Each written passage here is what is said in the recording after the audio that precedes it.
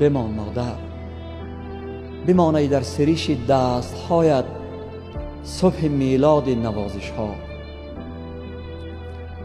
بمان ای حرف های نرمت جاد نوازش ها. مکن آهنگ رفتن، آفتاب بامدادیم، بمان با من. بمان ای بودنی صبح آفرینت، نامه تمدید شادیم. سعادت چیست؟ چون بر خانه می آیی درت را دست مادر باز خواهد کرد. همین در باز کردن زندگی رفته را آغاز خواهد کرد. همین در باز کردن بازگشتی پرتجلای بهاران است. صدای او صدای سبز ایمان است. بمان مادر. باشه مادران عزیز،